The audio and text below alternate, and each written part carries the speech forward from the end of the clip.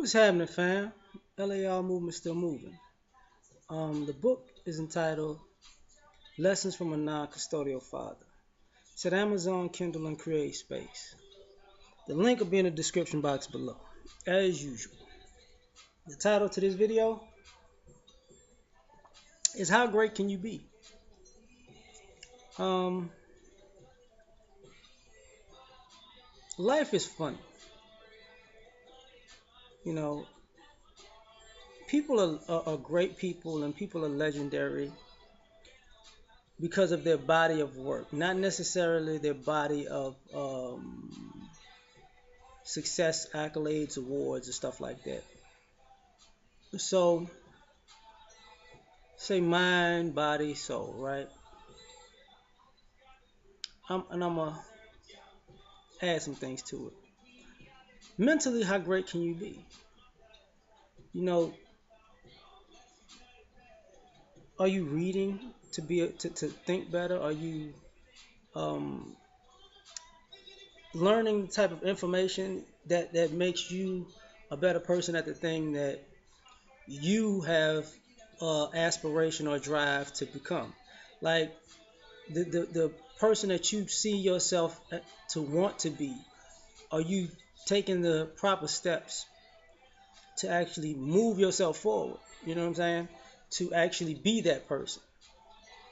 And are you changing your mindset? It, are you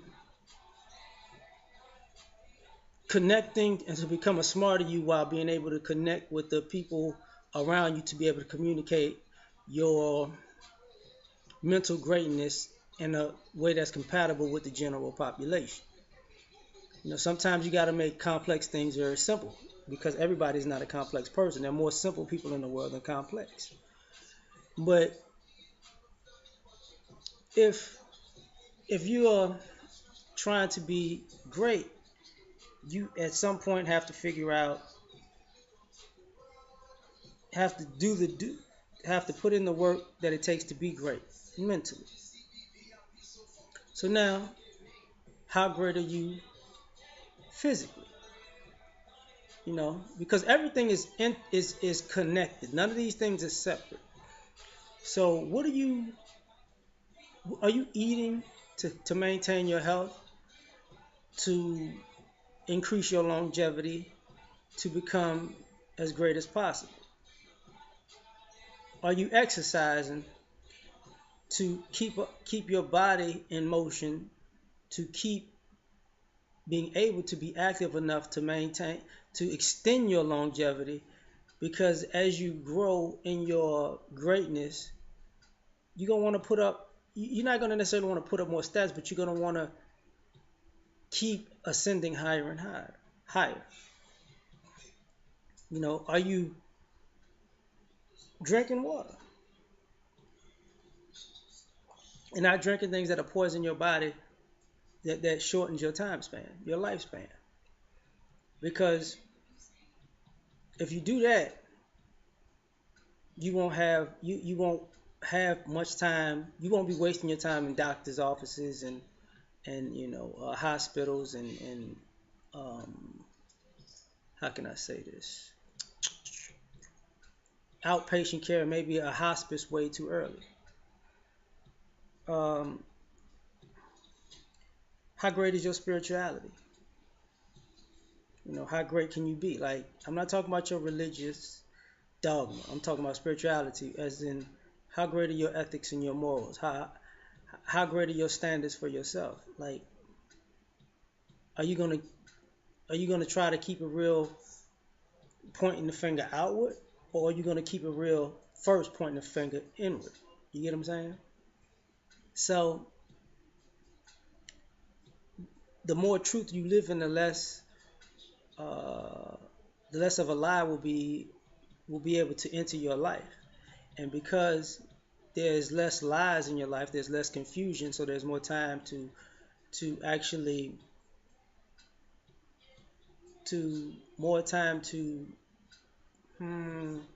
focus on being great, whatever that greatness is. You have it. Your time management will be a little bit higher than everybody else's because you don't have all of the internal and external drama as everybody else. Um, let's go to your to discipline. How great is your discipline, your structure? Are you getting up every day, making at least some type of progress? Because great people tend to make progressions. They're not stagnant people. Are you a procrastinator? Because if you're a procrastinator, you also procrastinated against your own greatness. Because the only time that you're really wasting that's of importance is your own. So if you don't have the discipline to continue on the days that you don't want to continue, when because some days are going to be good days and you're going to enjoy the things that you do, and some days are not just aren't going to be good days, and you're really not going to be into what you're doing. But that doesn't mean you stop those days. That means you keep making progress and press on, because you really never know. Sometimes it's weird. Like when I would make music, I remember Lionel Richie saying this, right? When I walk into the studio sometimes and I'm angry, I made some of the most beautiful music. And when I walked into the studio and I felt the happiest, I made some of the most sad, heartbreaking music. And for people who create, that's an understandable thing. And let's get into something like that. How great can you be? How great can you be if you're not open? And what I mean by open is you have to be open enough to be able to receive whatever the universe gives you. Somebody might tell you something that's out of your framework of thinking, but you have to be open enough to actually think about it and process it and be able to maybe use it for you. Maybe not even at that particular time, but just be open to the possibility that it might be a part of your life at some point, or that thought pattern or decision making process might have some use in your life. Can't be so rigid, you know. Um, Life to me is like, everything else. Everything else in life flows. The air flows, the water flows. That's what keeps it clean. It's free to continue and move and change and evolve and change direction, and everybody gets a piece of it. And you have all of these emotions in life and all of these thoughts, and to be able to focus in a particular direction is what you need to do. But at the same time, you still have to be able to use all of these different emotions and different flows and ups and downs to your benefit. And how well are you at doing that? Because if you can't do that, you might not be able to be as great as you want to be, because everything is situational. You know, me as a boxing fan, one of the things people would always talk about with Floyd Mayweather, he'll say it, there's no way to beat me, because he's open. He's always been open to take whatever the fight gives him. Not coming in with a closed mind, like this is what's gonna happen in round one, this is what's gonna happen in round two. No, you have to actually be able to roll with the punches, figuratively and literally. You know, play ball for a while, and that's what coaches will tell you. If you're a quarterback, take what the defense gives you.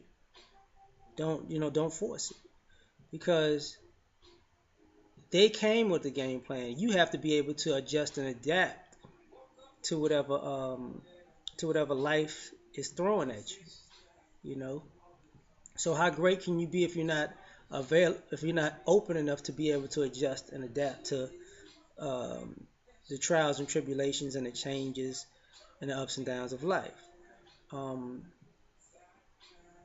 Another thing I would along the way is, how great can you be if you can't if you're an island, if you can't relate to people, if you can't